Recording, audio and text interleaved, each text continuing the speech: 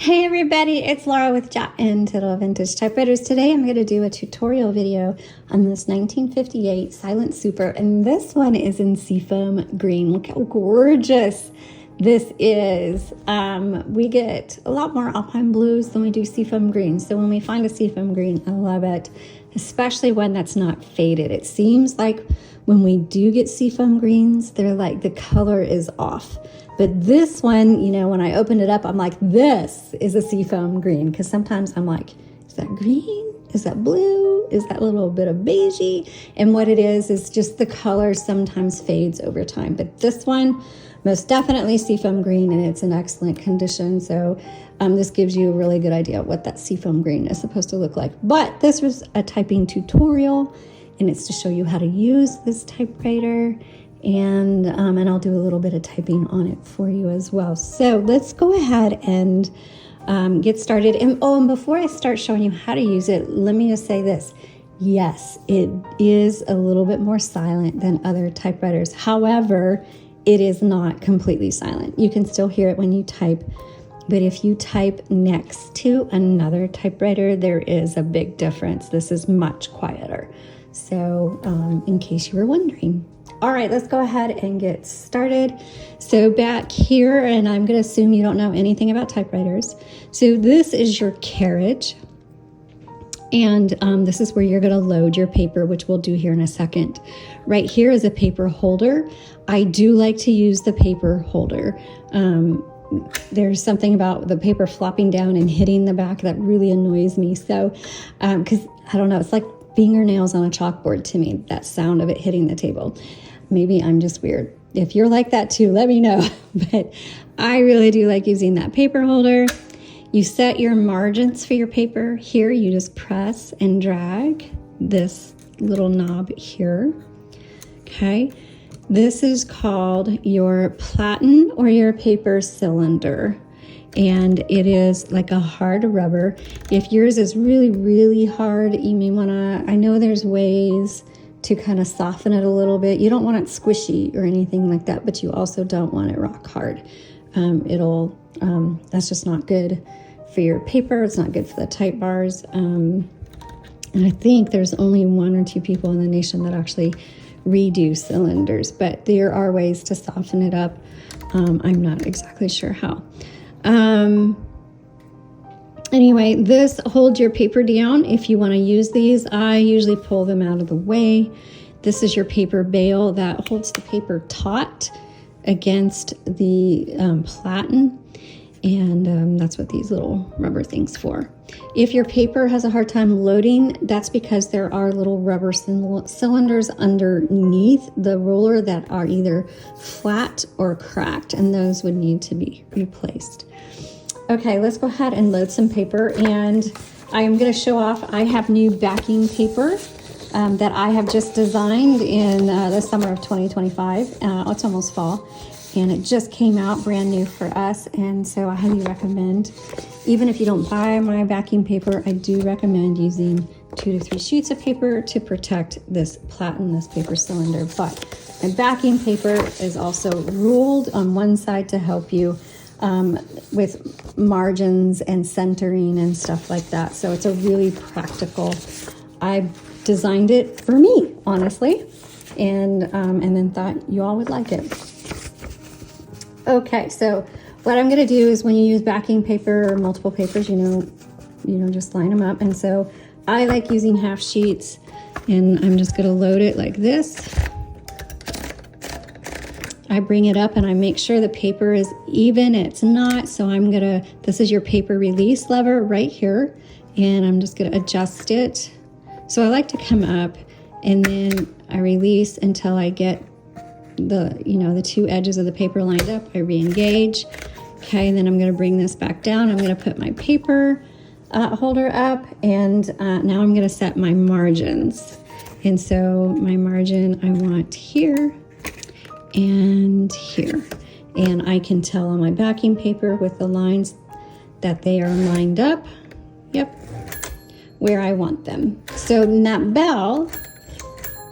that bell is so sweet. So it dings when you're getting to the end of your margin, and that lets you know to hit your return handle, which is this. you bring it all the way back to the beginning, but it also advances your cylinder a line. So right now it's set to single spacing. Here's double, and here's triple. So when you would, people might think, well, when would you want to use double and triple spacing? If you are doing like a first draft of a book, I highly recommend double or triple spacing, because you're going to want to make notes and edits, and having that space in between lines is ideal for that. Okay, so I'm going to go back up here. Actually, oops, I am going to go type in the middle, and I can see right here, there's my middle. So I'm going to be typing in the middle of my paper. Also, okay, so now we've talked about, we have our line selector, our return handle, we have our paper release, and to release the carriage are two levers on either side, and it doesn't matter which one, you can do both or one. Pull that in, your carriage will automatically pull to the left. If it doesn't, that means your band is broken, and I just lost the name of it. And it's one of the, it's like I should know the name of right and left. Why can't I think of that band? Anyway, there's something broken and you need a repair person. Okay, I'm going to keep it all the way to the left, and I'm going to open up the top. So I'm going to just put my hand right here, pop it up. It's super simple. Inside, you're going to see the ribbon. This one happens to have the original metal spools with it. If you have your original spools, keep them. Do not throw them away. These metal spools are just fantastic to have on hand. If you don't have them, you can get a universal ribbon. We do have them in our shop, and the link for that is in the product list in the description below. Okay, when you load your ribbon, please check out our typewriter tips. I have a whole playlist on changing out ribbon. Even if I don't have your exact model, it'll give you a really good idea how to change ribbon. This is your vibrator and your escapement area right here. When you load a ribbon, black is on top, red is on bottom. The ribbon comes around the top, goes around the back and underneath. Same with this side, around the top, back, underneath. There are two guide wires, one here. Make sure the ribbon is threaded through that. And then I will lift this up so you can kind of get a closer look of how it's threaded through that vibrator. And I hope that helps you. If you can pause or take a screenshot if you want. Otherwise, go to the playlist on changing out ribbons. Okay, and these just pop out. Very simple. Keep in mind, changing ribbons is very messy. So you're either going to want, Rob uses gloves, and I just keep a wet towel on hand.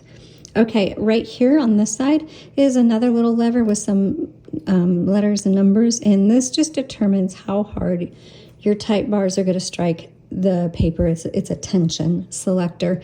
I don't notice that much of a difference, but if you type a lot, you're going to become very sensitive with your fingers to how the keys respond to your fingers, and you will probably notice a difference with that. Okay, I'm going to snap it down. When you close your lid, make sure it snaps all the way. Otherwise, your return handle may scratch the top of your typewriter. Okay, let's come down to this keyboard area. So on the left side, this is a ribbon reversal. So let's go back to our ribbon. Let's open this up. Right now, the ribbon is going this way. Where is it? It's going this way, sorry. And when you get to the end of that ribbon, it's not the end of the ink. You want to reverse the direction and go back this way. And just keep going back and forth until you use up the ink in your ribbon. Okay. Over on the right side, we have color selector. So to type in black is on the top. To type in red, go to the bottom, and in the middle is a white button. That is for stencils. And what's going to happen is if it's on white, this vibrator is not going to lift, that holds the ink ribbon, it's not going to lift up and engage with the type bar. It's just going to stay down. So what's going to happen is your type bar, oops, I'm on red. So your type bar is going to strike the paper, but there's going to be no inked ribbon in between it, so it's not going to imprint any image. So make sure if you're having trouble typing, check two things. Reverse the direction of your ribbon, because sometimes when you get to the end, the typewriter, it just either freezes up or it just doesn't do anything. And if you keep typing, you'll punch a hole in your ribbon. So always reverse the direction of your ribbon, if the very first thing, if you're having any issues with your typewriter. And the other is check and make sure that your selector is firmly on black or red. Okay. All right, let's go back here. We have our tabs. Okay, so I've got a tab there. I'm going to clear it. Here's your CL. I'm going to press that. I'm going to clear that tab, and it cleared it. Now I want to set this tab. I'm going to set it right here in the middle, and I'm going to press this down. And so now I have a new tab set in the middle. Also, your margin release. Oh, so there's my bell saying, hey, you're at the end. But if you're in the middle of a thought or a word and you want to keep going,